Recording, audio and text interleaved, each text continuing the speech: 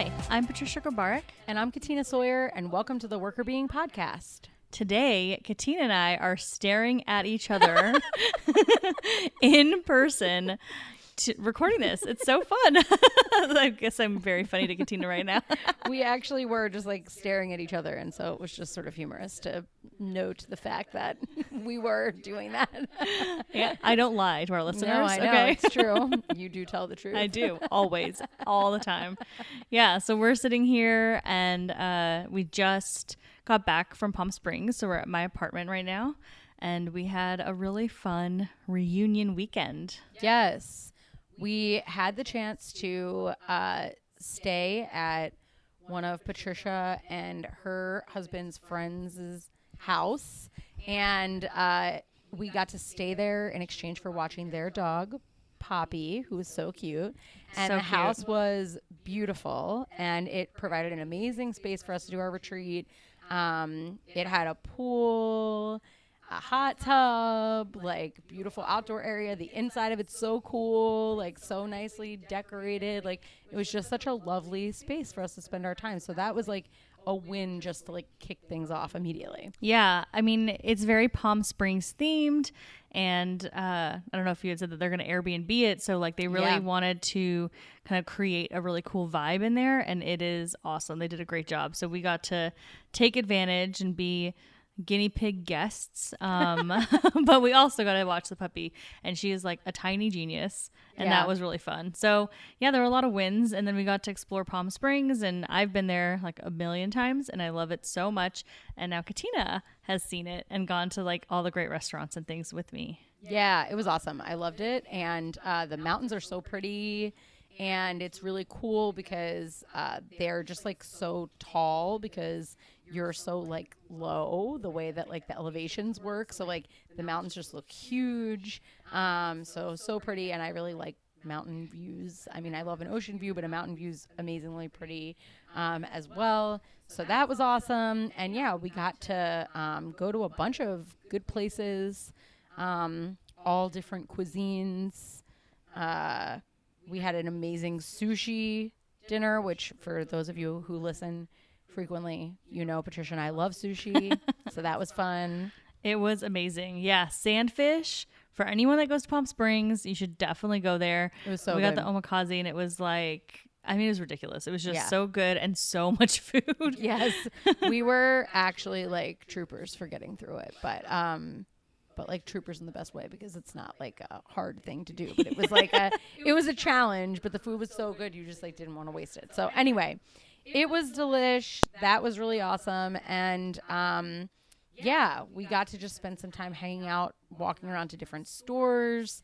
They have really cool furniture stores there. I know you said before Palm Springs style, but for people who haven't been there before, it's like very like 1960s-ish US, like kind of like a kishy style. So it's kind of like a throwback, and they've preserved a lot of that look in all the hotels and the restaurants and stuff. So it's kind of cool to like go see a town that sort of still has that vibe. Yeah, it definitely feels like it's still in the 1960s with some modern flair, but it is, you get the colors, there's a lot of bright colors, kind of some of those googie architectural features. It's just, yeah, if you haven't seen it before, just like Google Palm Springs style and it'll pop up. The shag artists, we went to the gallery, like that's kind of a good, I think, example of the type of style that Palm Springs has. And it's just really fun and not, it's not the kind of style you see really almost anywhere else. So when you go there, it just feels very unique, and it's such a great place. I love it. It was awesome. We had a really good time, and we went to a couple like speakeasies, a tiki bar. We forgot to mention that. The tiki bar. Bootlegger Tiki is awesome. That was really fun. Yeah, it's very tiny. You have to have a reservation. So if you are in the area, make sure you book in advance, especially because you want to sit inside where it's, you know, the full vibe versus on their patio. So it is, and they have those like really fun. I love the thing about tiki bars. I love is, well, the drinks obviously are delicious and the style is really fun, but also I love the cups. Oh yeah, the cups are amazing. Everything about those kinds of cups, like the skeleton cups or whatever weird things they have, it's awesome. I just love it so much. Zombie cup. Yes. From Disney at the Polynesian, they have the bar in Florida called Trader Sam's, and we bought some cups from them just because same thing. We were like, these cups are amazing. So these really cool like zombie cups and stuff. And like, I just love those too. It's so fun. They're really fun. Trader Sam's, I'm pretty sure, is a take on Trader Vic's. Oh yeah. Which was out here in the LA area. I think they're closed now. Yes. And then there was one in Palm Springs a long time ago too. Look at that. Back Full to Palm circle. Springs. Yeah. Yep. The tiki place. So yeah, so we did a lot of fun stuff, but then we also did some planning for Workr Beeing. So it wasn't just a fun trip, although it was nice for us to see each other after we haven't been together for so long. It was also a working trip, and we had some like objectives for what we wanted to do. Yeah, so that's really what we want to talk about today, is just a little bit around our trip and then what we've been planning. And we spent a good amount of time working on a like visioning exercise, which I think is probably one of my favorite things that we did this weekend. Yeah. We found this visioning exercise online, and maybe we can link to it actually. Googled it. Yeah. Yeah, we should find it and link to it, so that way everyone can check it out if they want to. But basically what we did is we went to separate rooms to not like influence each other, and and it had you like walk through all these different prompts around creating a vision for your 5-year plan. So it's like, imagine you're 5 years in the future, right? Like it's same date, 5 years in the future. Where are you?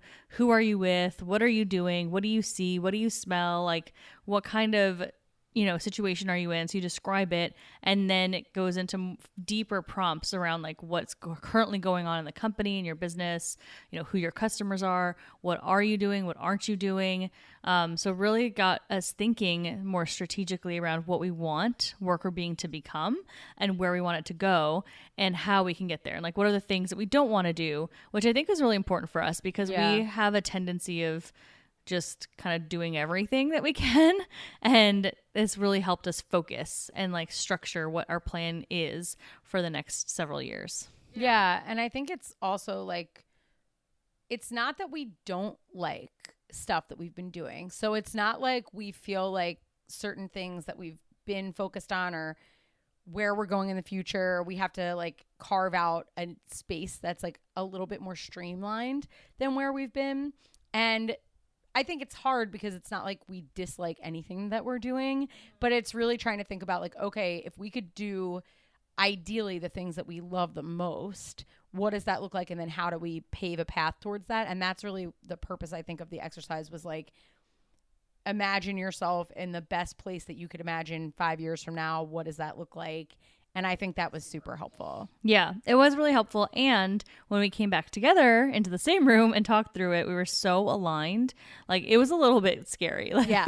Like, it was awesome, but it was a little weird how aligned we were. Like, some things were different, of course. Like, we didn't pick the exact same situation we would be sitting in 5 years. Yeah. In terms of, like, the room we were in. But the general idea of what we want the business to become and where we want to go was almost identical.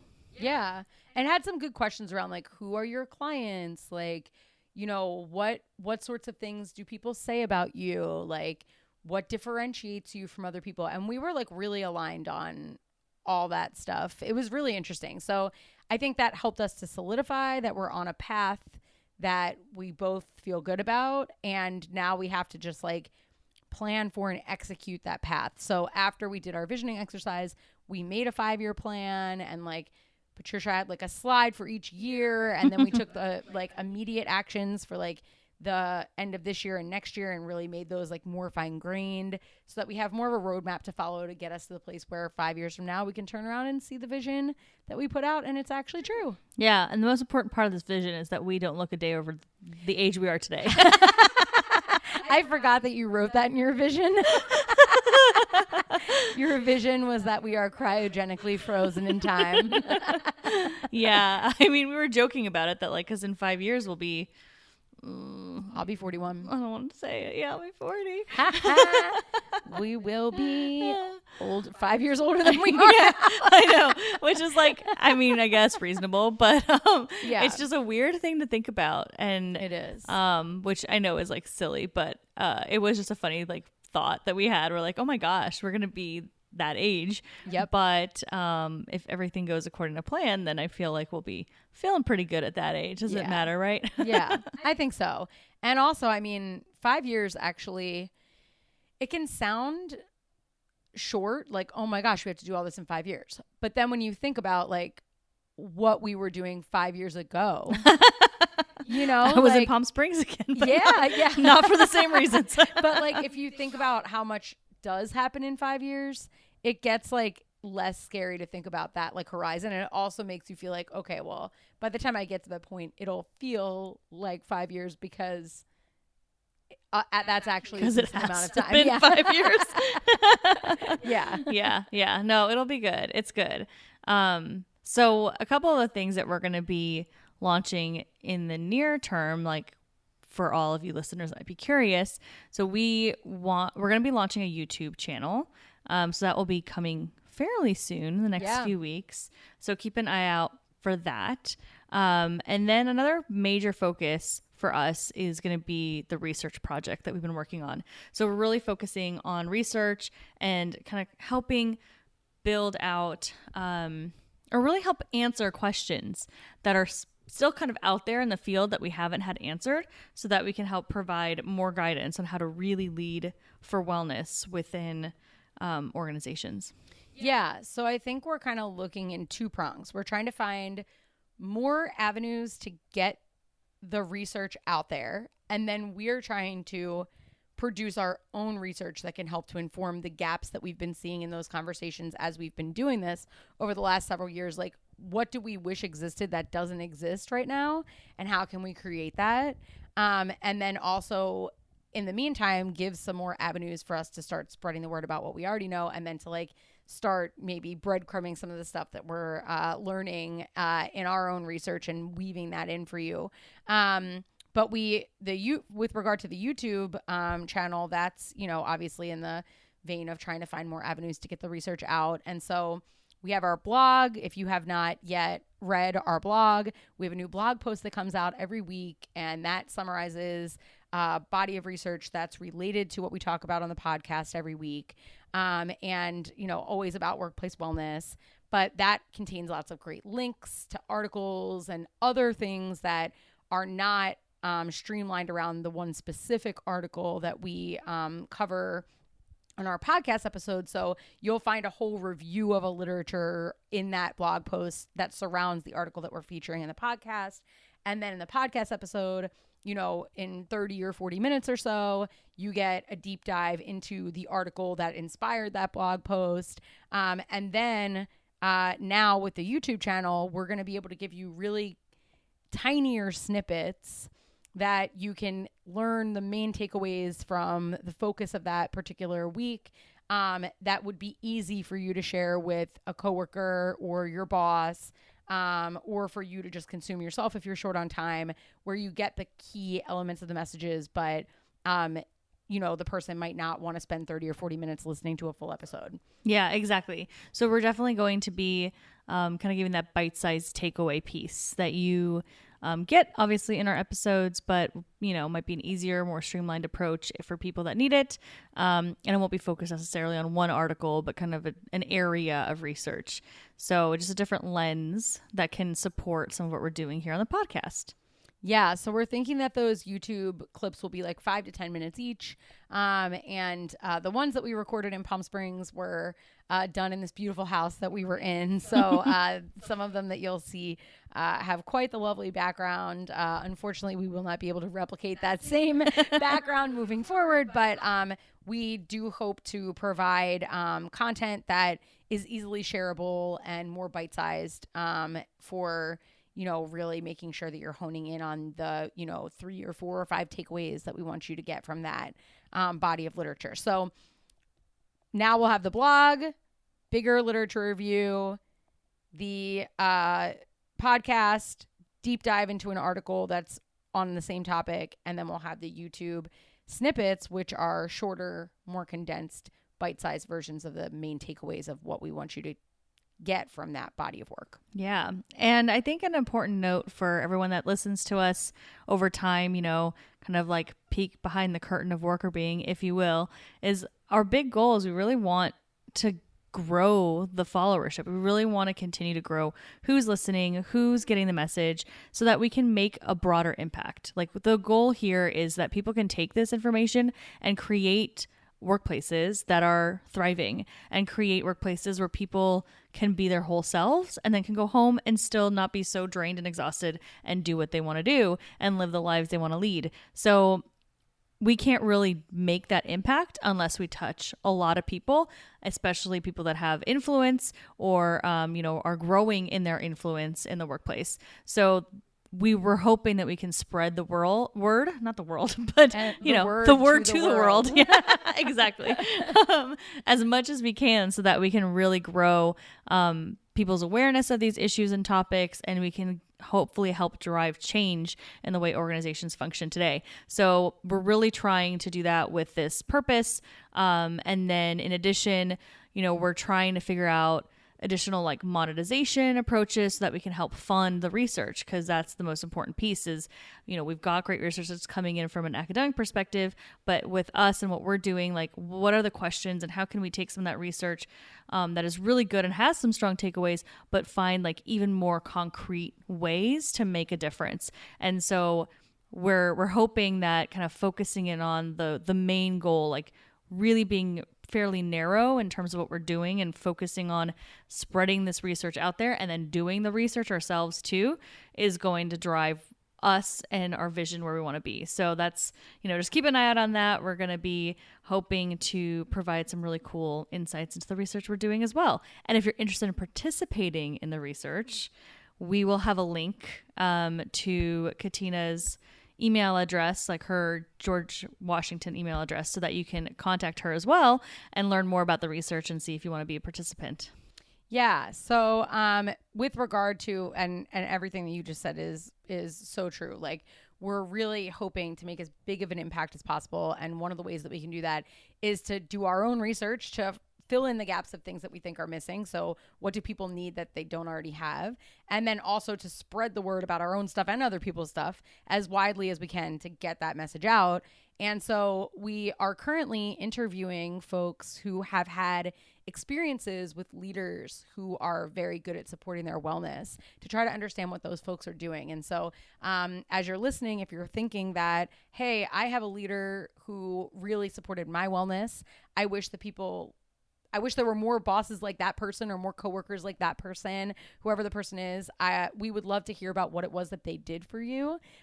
So if that is something that resonates with you, yeah, I can easily think of a person who really made me feel happier and healthier and thriving at work. We would love to know what they did to do that. So we'll put a link in the show notes, but definitely send me an email if you'd like to be part of our interview process, because we'd love to talk to and learn from you as we're trying to sort of gather the answers to those questions. Yeah, it'll be really cool research. So anybody that's interested in participating, please let us know. And as you mentioned, as we're going through this journey and we really want to spread the word, that's a great place for you to help as well. If you maybe don't have that great boss, but have people that, know people that do have great bosses, you can send them our way from a research perspective. But then also, if you think other people can really learn from what we're doing, we would love it if you would share the word, right? Spread the word about the podcast and what we're doing, and maybe we can together create a better work environment culture in the US or wherever, if you're listening elsewhere, of course, we love that too. I just think majority of our listeners are in the US. So, but anybody that wants to spread the word to help change the way that we think about work as a broader society, that would be amazing. Yeah. Yeah. So I think that, keep your eyes open for our YouTube channel. We're working on this exciting research. If you want to participate, please let us know. And keep your eyes open for other ways that you can support us if that doesn't fit the bill for you, that you are, thinking of someone that you particularly find supportive of your wellness, or you don't know anyone who you've heard talk about that. There will be other ways for you to support us as we're doing this work moving forward as well. And we're trying to think of what we can do for you in exchange for your support. So something else that we want you to be thinking about is what kind of resources or tools or events or rewards or anything like that would you find valuable from us? So what other sorts of things can we give you that you would find of value? Because of course, if we're going to ask for your support on this journey, and we'll be revealing more about that soon, we also want to be able to support you on your journey. So we would also love for you to send us an email and let us know what you'd like to see from us, what we could give you that you would find really valuable in addition to the content that we're already producing. And hopefully we can be responsive to that as we're thinking through these next steps. Yeah, exactly. We love any feedback always. As always, we say it many times. If you have any questions, concerns, thoughts, feedback, we would love to hear it. So I think that, we can have a link to our email address. We'll have Katina's email address for the research as well. But just in case you don't remember, our email address is contact@workrbeing.com. And you can also find us on our website, workrbeing.com. You can find us on social media at workrbeing on Instagram, LinkedIn, Facebook, and Twitter. So you can find us a lot of places and send us messages, DMs, emails, what have you, in any of those venues, so that we can learn from you, support you, and then stay in touch with you. Yeah. And thank you all so much for everything that you have already done. You're here and listening, which means you're already supporting our mission and vision. And telling others about us would also be super helpful. But we just want to say thank you for being with us in the first part of our journey and getting us to the point where we can make a 5-year plan. That's really, really exciting because we're building on something that has already been really awesome. And we couldn't do that without you listening and reading and being a part of our hive. So we're just really looking forward to the next phase unfolding, and so excited to have you all here with us, and hope that you'll keep your eyes open for updates on what we have in store for phase 2 of Worker Being. Worker Being. Yay. I don't know what's a word. I was trying to think of something that like starts with W or B, like that means like evolution or like revolution. Worker Being Boost. I don't know. That didn't really work. Worker Being Boost. Our new energy drink. Hey, whatever. We all need energy, right? I don't know. I couldn't think of a word to go I couldn't think of anything, so it's fine. Boost it is. Yes, boost it is. But yes, phase 2 is on its way. So we're very excited. And I want to echo what Katina just said. Like, thank you all for listening, sharing, and being part of this journey. And we can't wait to see where it all goes next. And we can't wait to continue revealing more and more of our 5-year plan as things continue to grow and develop and gain some traction. So stay tuned. Thanks, everyone. Thanks for listening.